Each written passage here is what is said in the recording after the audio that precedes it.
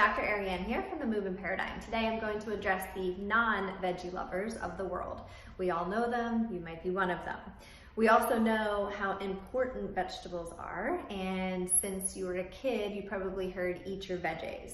They are one of the most important things for our immune system. They have tons of vitamins and minerals that help with enzymatic reactions in the body. They are vital to optimal health. However, what if you don't like vegetables? What do you do? So that's what we're going to discuss a little bit. So let's first start with the different flavors in our mouth that we are aware of. So we have salty, we have sweet, we have sour, and we have bitter. There have also been other flavors that have been identified, which are spicy, fattiness, heartiness, and savory.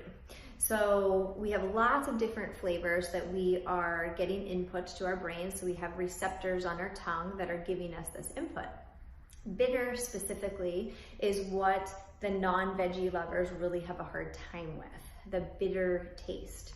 Now, in certain components in food, these can actually be dangerous in some cases. Some things like mushrooms, some components in nightshade vegetables. So there is kind of a intuitive nature that actually could be an innate reflex that we do not like bitterness in vegetables. With that said, there are other components of why you might not like vegetables. So one is there is a genetic component. You can be considered what we call a super taster, which means that you do not like bitter foods. So things like grapefruit or maybe hoppy beer, things like that. So you just inherently, from a genetic perspective, do not like that. In addition to that, before we are born, so before birth, in the amniotic fluid, we are actually passing through our flavor preferences at that time, which is quite fascinating. So it's interesting to think that, before we're even born, all of these things are kind of developing in our bodies. But the other things could be your culture. So, how were you raised? What are your cultural preferences as it relates to food? Is it rice and beans? Is it more fish and vegetables? So there's lots of differences and food preferences among all of us. So it's really important to just acknowledge that as well. In addition to that is how we grew up. So were we eating a lot of processed foods and packaged meals, canned foods, or were we eating whole meals, whole foods? That's also a big component, as well as were we exposed to vegetables? And then if we were exposed to vegetables, were we exposed to good vegetables? Did they taste good? Or was it just, kind of some canned vegetables that weren't that appealing? So there's lots of, reasons why you or someone else may not like vegetables. So of course, just like anything, I always feel like knowledge is power. So it's important to know that. But the more important piece is that you can change that and you can change your preferences. However, just like anything, it's a practice that you have to cultivate. So the first thing that you can do, which seems so basic and honestly so obvious, is really beginning to just trial vegetables.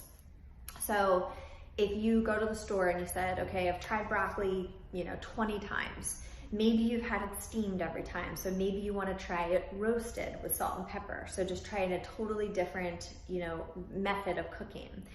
Let's say you were going to try carrots. You don't like raw carrots, but maybe you like cooked carrots.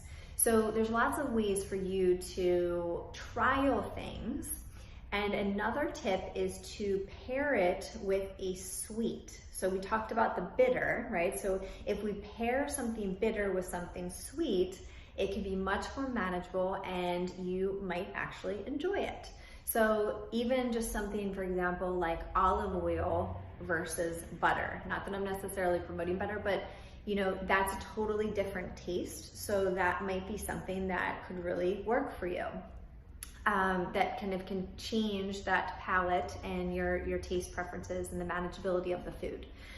So once you feel like you're able to kind of pair things a little bit better, then that can expose you to more vegetables over time.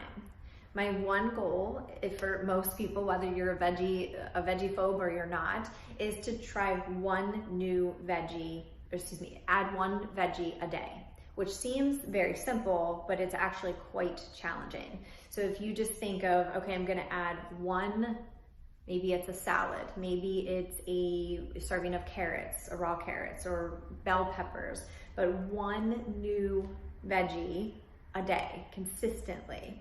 And over time, that could end up with 2 vegetables a day, but just start with 1. So wherever you are right now, it doesn't matter if you're not eating any vegetables. I work with a ton of clients that don't eat any vegetables. They're starting from 0. So 1 is a great goal. And some of it is just like anything, you have to challenge yourself and you have to expose yourself. So the worst case scenario is, I would say, you eat it and you hate it, or maybe you love it, or maybe you just are kind of in between. And the in between is just perfect. That is totally fine. It doesn't have to be this like the most amazing food you've ever had. But most importantly, you want to know that you can change it regardless of your genetics. You just want to understand it a little bit, but you can change it. And the most important thing is exposing yourself to vegetables and to try to pair it with something sweet so that it can balance out your food taste and your food palate. All right, thank you so much. Have a great weekend, and I look forward to seeing you next week.